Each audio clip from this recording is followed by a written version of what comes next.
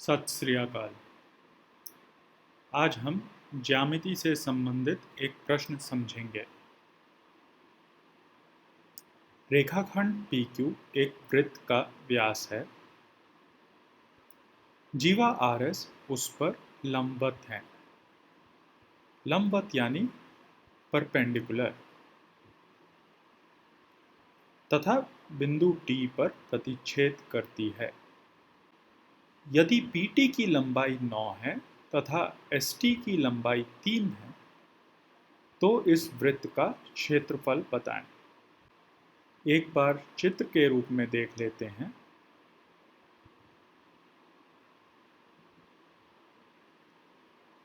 आप में से कुछ को इसका हल सूझ गया होगा। चलिए एक बार देख लेते हैं। सबसे पहले रेखाखंड PS तथा QS खींच लेते हैं। पिछले पाठ में हमने देखा था कि एक व्यास द्वारा वृत्त के शेष भाग के किसी भी बिंदु पर अंतरित कोण एक समकोण होता है।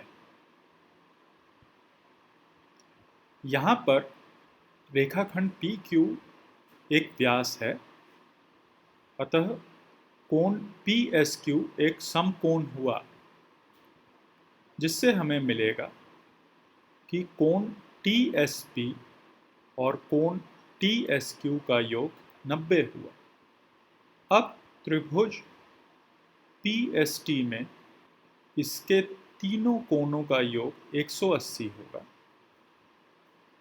जिसमें से कोण PTS रेखाखंड RS के व्यास PQ पर लंबवत होने के कारणवश 90 का हो,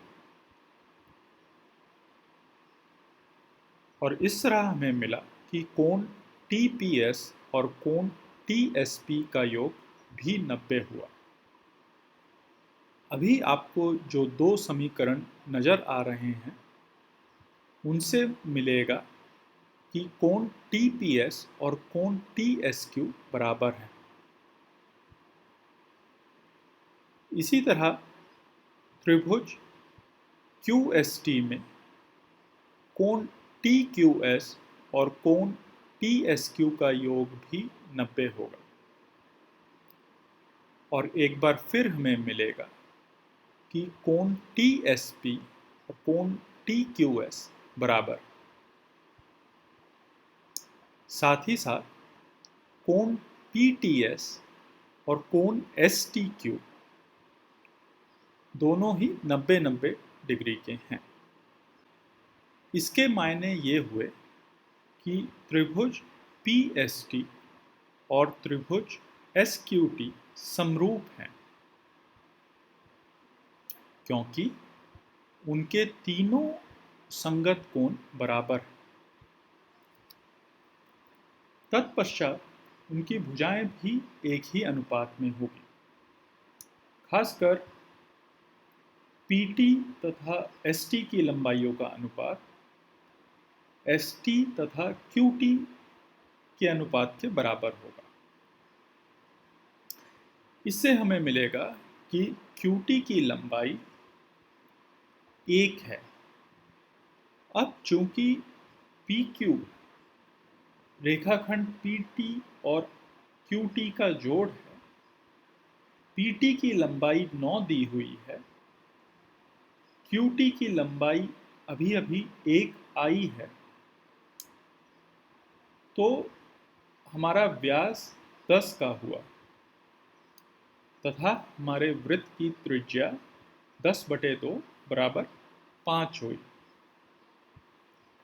इसके बाद वृत्त का क्षेत्रफल त्रिज्या का वर्ग करके पाई से गुना करने पर प्राप्त होगा।